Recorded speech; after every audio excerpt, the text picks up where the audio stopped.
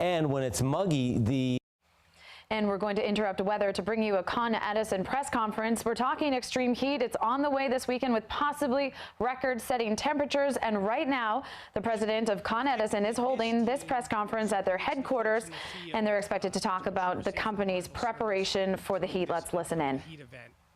So I'll talk about a few things. I'll briefly cover what we do in general to prepare for the summer period, and then I'll go into more specifically what we're doing ahead of this heat event that's beginning today, really, and will carry us through the weekend into Monday.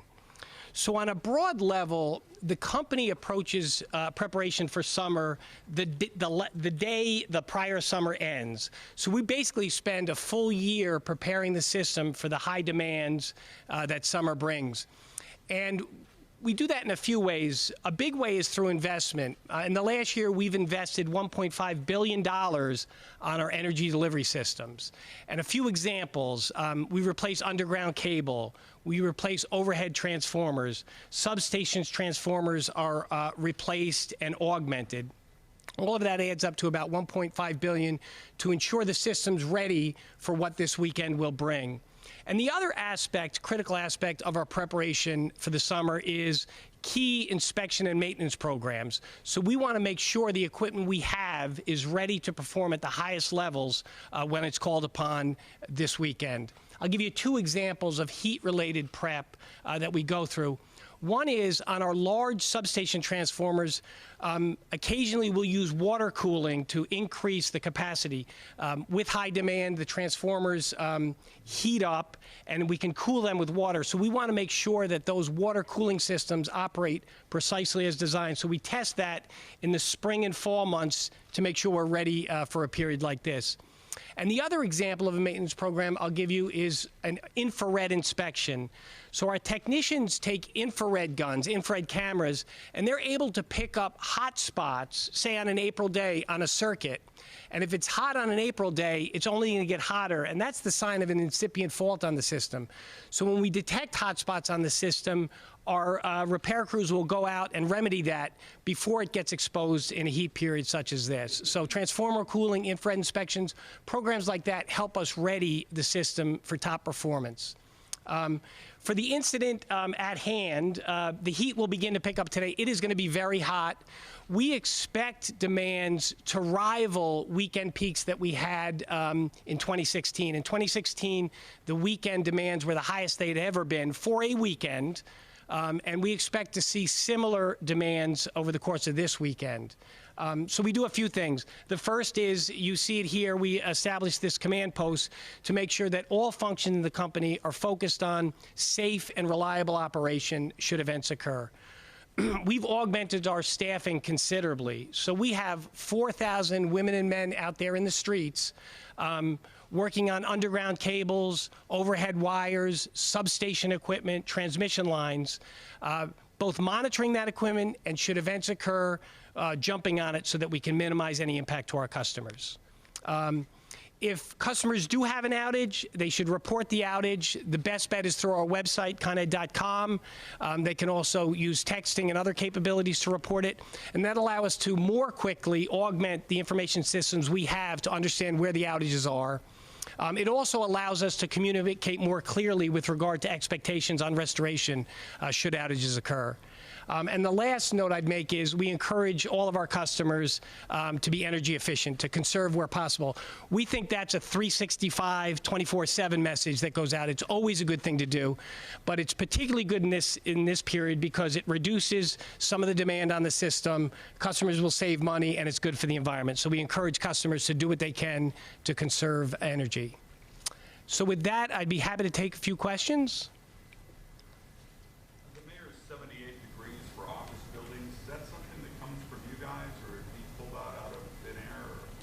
So I don't know what the genesis is, but it's thematically consistent with this idea that if we conserve energy, it's good for all three reasons. It's good for the environment, it lowers bills, and at a period like this, it just takes a little bit of the edge off the demand on the system. Is there there anything from the blackout last weekend that is taking either manpower or infrastructure power away from what you might need this weekend? Absolutely not. So we had the event. All of the infrastructure associated with that event, the power carrying infrastructure is back in service, was back in service shortly after the event. We had to do some testing, but within a day or two, that's back. So it has nothing, no impact at all. And while we had a team do some extensive root cause analysis, we are focused and moving forward on this event with everybody's keen eye on ensuring safe, reliable service through the weekend. Yes. Governor Cuomo was on the radio today, and he said that he lacks confidence in your company's ability to cope with the heat wave. What would you like to say to him in response? So I wouldn't respond directly back, but I will tell you we are confident in the system. We spend all year preparing for periods like this. We've invested $1.5 billion.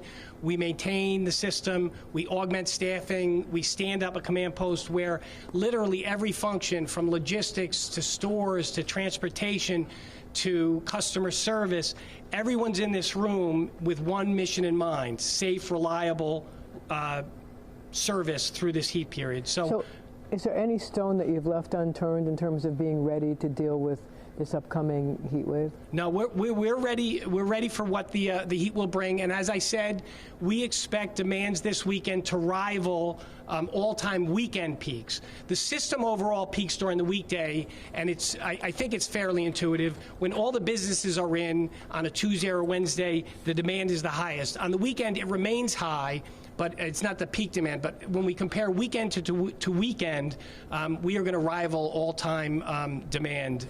What are those numbers? So I can get them to you in rough terms. The all-time system peak, what we designed the system for, is about 13,200 megawatts. And a megawatt, in rough terms, 1,000 homes, and that's rough.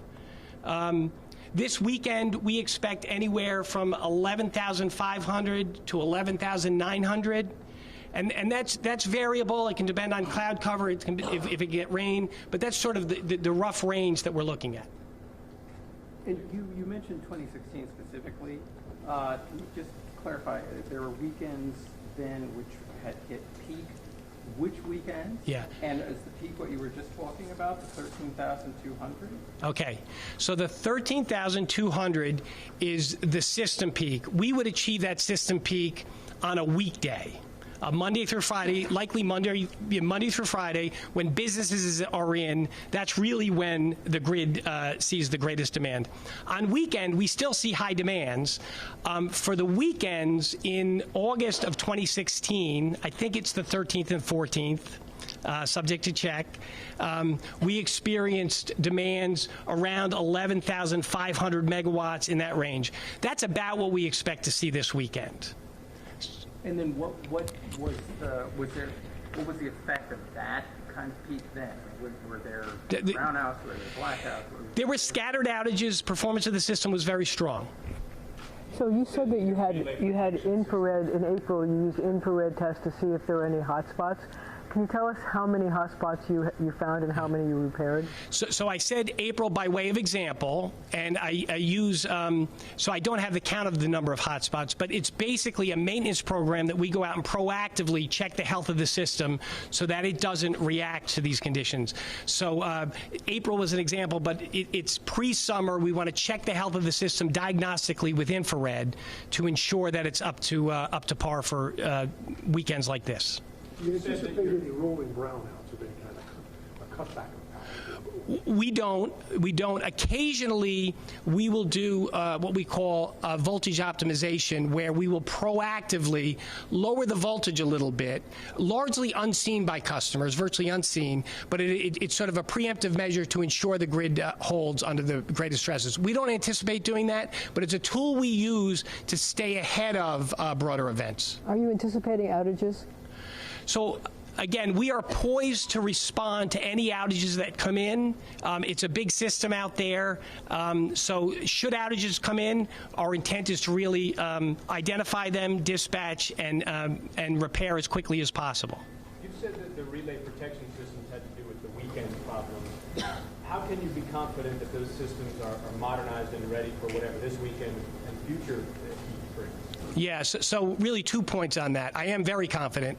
The event that happened last weekend, we've identified the cause of the relay misoperation. We've isolated those. We still have full and adequate protection for that area. And the relay protection system in general has been robustly proficient in performing the duties we ask it. The technology is not new, it's time-tested, and it has performed over time.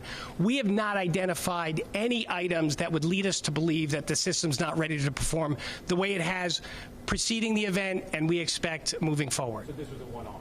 We're going to look more at the particular relays in question and that protective system, but the system's sound. Do you know what the relays were, what kind they were specifically? I can get it to you, but we've identified them and we've addressed them, and that's where we are. So all the other relays are okay? Yeah, we've identified, again, these relay systems have performed at an incredible level of high performance. We don't have these events. I think I said 13 years to a prior group. It was actually 12. So in way back in 2007, we had an event similar to this. It really doesn't happen much. We spend a lot of time with a lot of highly competent technical people designing these systems, robustly testing them, and if there's any event on the system, we dig in deep. We're digging in deep to this event to see if we can learn anything. But in terms of the system-wide relay protection systems, we feel very confident. Do you think any of them or many of them need to be upgraded to the microprocessor?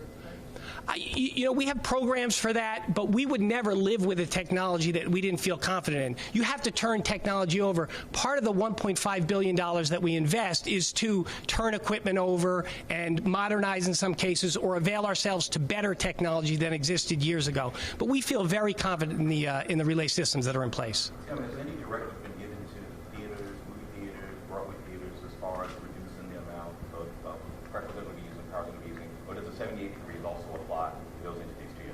Yeah, so the 78 degrees comes from another source, and that's a good, thematically it matches. We're asking customers to conserve. Again, we think people should conserve every day, every hour. Don't use it if you don't need it. Particularly in this period, it's helpful. So nothing special for the theaters or otherwise.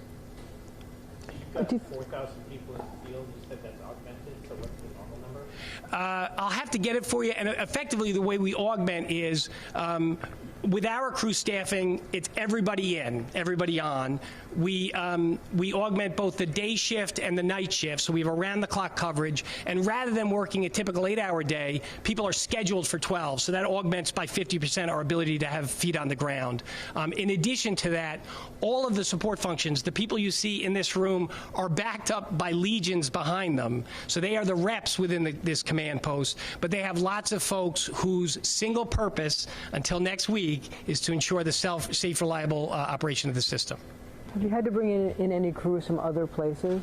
We've augmented a little bit on our overhead system. So while it's often an underground event, there's demand on the overhead system as well. So, for example, if a transformer, a small transformer about the size of a garbage can overloaded on a pole, we can get there more quickly to address, assess. So we've augmented our overhead staffing. It's going to be hot, too, so we want to make sure we have people, our workers are super dedicated and engaged and really focused on providing safe and reliable service, but we want to augment where we can. So, in particular, the overhead crews, the crews that work in the bucket trucks, we've augmented. How many people have you brought in and from where? I'll have to get you the number. And how do you feel about the redundancy that you built into the system? I feel really great about it. The redundancy that we have on this system allows us to deliver very highly reliable service. By any measure, we are the most reliable electric delivery system in the United States, by any measure. Having said that, we are going to learn from Saturday's event. We continue to try to get better, and that'll be consistent with coming out of Saturday's event, but I feel very good about it. We have the system's designed with more capacity than is needed to deliver, so that we don't have customer outages on the first event. In fact, in the inner city areas, often the second event still does not yield an outage. So I feel really good about it. This may be an obvious question, but what's the thermostat set to here at the headquarters? So 78? Yeah, I'll check that. Yep. Yeah. And we often, if we do appeals, there are certain programs where we can reach out and customers sign up and get benefit the grid, and also they get compensated for it. When we do that, we're super conscious about what we're using in our facilities as well. Tim, you've got 4,000 men and women out in the field. What excel. You know, you set up any like stations, but they're going to be working hard in like 115 indices. Absolutely. And for us, safety is job one. Safety of our employees and safety of the public is job one. So we have a number of messages we go out with. We brief before every job. It's the things you can think about. Hydration, doing self-checks, checking your peer to make sure they're still focused, taking breaks out of the heat, signs of heat exhaustion. All of that gets sort of refreshed in these briefings.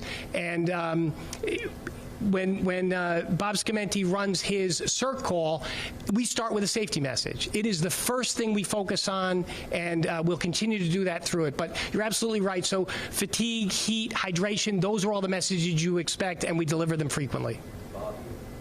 He's somewhere here. Hey, Bob. So according to your map, what we're seeing behind you, for example, you have right now it says your load is at 84% of its peak. Is that real time? Is that It is, and your eyes are better than me. So it looks like 148 megawatts. And to the right of it, you can see the estimated peak for today is 12,000 megawatts. So the peak, the demand will climb, and around, depending on a Friday, it might be 2, 3 o'clock. We're about 12, maybe 4 o'clock, and then it'll start to come down a little bit on the overnight. So that's one gauge that monitors it. The dials within it tell us by region, by borough, where those demands are. In the center sheet, and green is good.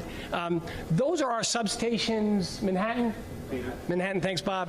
So that represents all of the distribution feeders in Manhattan and what their status is. Green means they're in service and supplying. And on the far left is an outage. You're in his way. On your far left is sort of an outage tracker. So outages come in, it shows as a red bar. As we restore, it's green. And then that blue line sort of talks about the net of that, how many customers out currently. So on the far left, we had some thunderstorms that came through last night. We had scattered outages. We respond to that. We bring that net line down. So there's very few, about 100 customers out now? About 100 customers out, scattered through the system. through the whole city? Yeah, throughout. We serve 3.4 million meters, customers, about 9 million people. But if we talk about meters, we serve 3.4 million, and there's about 100 of them out now, and they're working for us And to you be have reserved. 9 million in the entire area, The including population, about 9 million. this is happening on Friday, Saturday, and Sunday, and you said your estimated peak is a little over 12,000 megawatts, right? For today, For today. If this were happening on a Tuesday or Wednesday, how worried would you be? so I wouldn't be worried because we designed for it. We would be mobilized just as we are, but we are designed for around 13,300 megawatts, and if it approached 13,000, we would be here doing all of this. So do you have people staged at other places besides in the city? Do you have them staged in Westchester and around? Absolutely. So we serve the 5 boroughs in Westchester, and we are equally focused on providing safe, reliable service to all of the boroughs in Westchester. So each of the regions has a normal complement of workers, and the augmentation occurs pretty consistently across all the regions. 1 or 2 more? Have you ever exceeded that 13,000? We have not, and I may phone a friend, 13,200 in 2006? We get to the numbers. Yeah, 2006. 13. I'm sorry. We'll get to the numbers, but we've never exceeded the forecasted peak or the peak by which we've designed the system. So if you could speak directly to your customers about what they can expect during the heat wave from Con Edison, what would you say?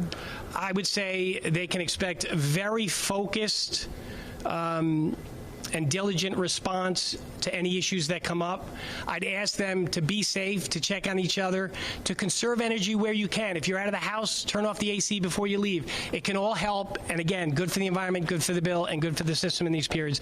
But we are focused, the entire 12,000 women and men of Con Edison have one mission to get through the weekend, and that's safe, reliable power to the customers we're privileged to serve. And just looking at this chart here, my impression is it's unavoidable that there'll sometimes be an outage. Am I getting that right?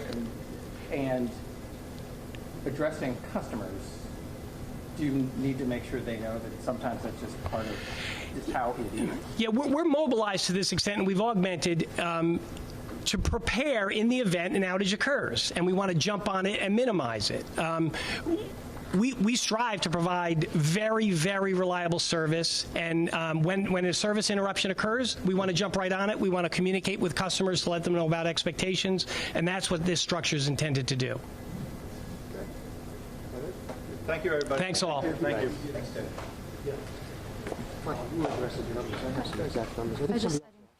Now, we have been watching Con Ed officials talking about their preparation for the heat, and they say they are ready to respond to any potential outages and plan to bring in an additional 4,000 people dedicated to responding to problems caused by the soaring temperatures.